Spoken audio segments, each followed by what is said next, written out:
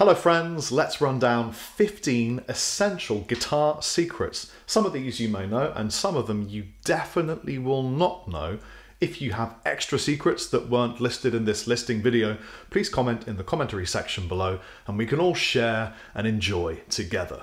Okay, tip number one, if you are looking to purchase a guitar, an electric guitar, and it's a bolt-on construction, then I recommend that you hold it by the neck loosely, preferably from the top, or hang it, and ring the body. It'll have a note, like you're tuning a tom on a drum kit. And then, holding the body, ring the neck. It'll have another note.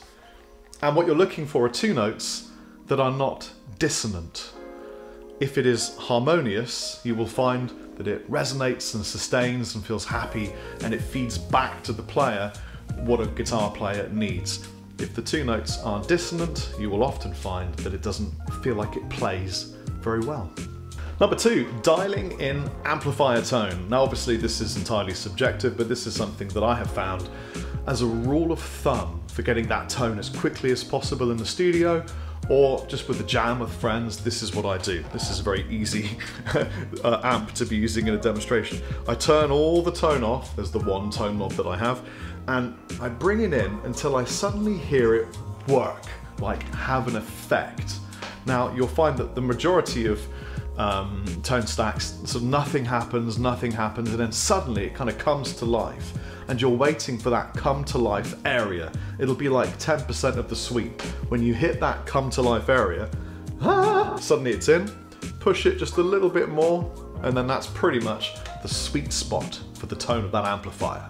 Okay, number three, buy a katana. No, it wasn't that really, I'm just kidding. Speakers. I was taught by Nick Tauber, who produced Def Leppard, Thin Lizzy, a whole bunch of incredible bands. He's an amazing, amazing producer. He said, when you are recording guitar tones, and you're using a 4x12 or a 2x12 cabinet, you try to work out which of the speakers to mic up, crank the amplifier, record the hiss from all the speakers that you have, and the speaker that hisses the loudest will be the most sensitive and therefore the one that you should mic up to get your roaring guitar tones. Thank you, Nicholas Tauber. What is the best guitar? Well, the best guitar is the one that you like the look of, primarily, the sound of, and the feel of. And it really should be look, feel, sound, in that order. That's kind of counterintuitive, but I'll give you my reasoning why. If you don't love the look, you're never gonna pick it up and play it. It's not gonna inspire you. And I'd urge you to hang them on the wall so that they look at you defiantly and say, play me. That's what you want. It has to look really cool. It has to feel good under your fingers so that you kind of get that feedback from the guitar. And then it has to sound great, although you can change the sound quite a lot by altering pickups and action and relief and all sorts of other gubbins. But it's got to look good. The best guitar is the one that you love the most. Doesn't have to be expensive either. Microphones. Eddie Kramer said to me, one of the secrets is that when you've got a speaker cone, here's a speaker cone, and you want to mic it up, what you want to do is find the area that you're interested in, and then if the room is nice, back away about half a foot, and that's where your mic position should be. And he always said that, 25%, whatever rough percentage of your tone really comes from the room that you are in. And take another microphone, you put it behind the amplifier in exactly the same position. This can be quite difficult with constructions of different amplifiers. Reverse the phase, and then you've got the Alice in Chains mega sound secret. Recording and releasing music. It's really important to realize that probably 90% of the people that listen to your music will not be a guitar player or even a musician at all. Non-musicians, muggles, when they listen to music, they're just feeling it. They're not analysing what they hear. What this really means is that although sweeping and crazy technique and stuff that I love is really fun and other guitar players will definitely be like, whoa, that's cool, the average listener just won't really care. And what they're really looking for is something emotive something that makes them feel something. People learn in different ways. Some people learn visually, some people learn aurally, some people learn by repetition, some people learn by play. Well, actually, everyone learns from playing. That's why children engage in play. It's a learning process. The brain, the meat computer, knows this, which is why children just want to play all the time. But you learn the most when you play with other people, and you learn even more if the other people you're playing with are better than you, which in my instance has always been the case as much as I can help it. So play with music. I don't just mean play music, I mean play with it, and engage in play with other musicians. And if you can find them better than you, even better. Okay, how many guitars do you own? I'm here to enable you and make you feel that you could maybe take in more if you needed to. For example, if you are serious about playing the guitar, well, you're going to need a really good guitar which is just going to stay in tune forever with a nice hardtail in standard or whatever your version of standard tuning is. You know, simple construction, workhorse, road machine that won't let you down. Fairly affordable, can take it out touring, and you care about it, but you don't like, oh no, if it gets lost in a van or stolen or something. Your mainstay. You need one of those. Next, you need something a little bit different. Experiment with bridges. For example, the Floyd Rose is really fun, and all the different kinds of variants of Floyd-y type stuff. Locking nuts and, you know, different pickup configurations. This one only has one pickup, but of course it could be, you know, 7. It doesn't really make a difference. The different one, the odd one out, that has an interesting bridge, an interesting pickup configuration, and this guitar is going to be in a different tuning. So I've got standard tuning and then maybe a semitone lower or a tone lower. And my final recommendation is a really nice guitar, one that you can use with alternate tunings. And again, try to make sure that the pickup configuration is different from the previous 2 guitars. 3 guitars. It's what you need if you want to be a pro. Let's talk about tone and where it comes from and how you can affect it, because people are obsessed with the tone of their guitars. Although I would say, to be really honest with you, when you're recording something, that tone is such a tiny part of a track that it's much less important than you would think. So you can follow tone like this. There's a chain of consequence from strings, and you need good strings. Any brand is fine, but I use Ernie ball. Into pickups, from pickups into preamp. Cable doesn't make much of a difference. Don't fall for whatever they tell you. As long as it's not making lots of noise, cables are all much of a muchness. So strings, pickups, into the preamp, into the speaker. Speaker makes a huge difference, and the cabinetry as well, and the room makes a big difference. Into the microphone, into your preamp. That's the order and the chain of consequence. Any of these things can be altered to make a big difference in tone. And the 2 things that make the biggest difference in tone of that entire equation, as far as I'm concerned, and I know Glenn would agree, strings and speakers. Would you like a career as a guitar player or a bassist?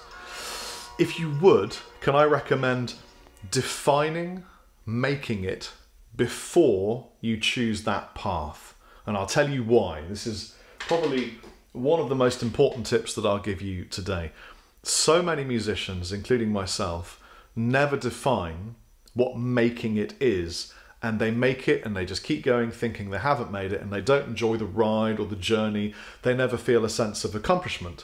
I had charted 3 times and had all sorts of crazy successes and still didn't feel that I had made it because I'd never set my objectives for making it.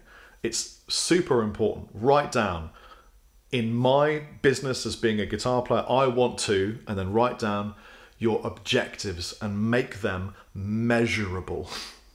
String gauge doesn't make as much difference as you would think it does to the tone.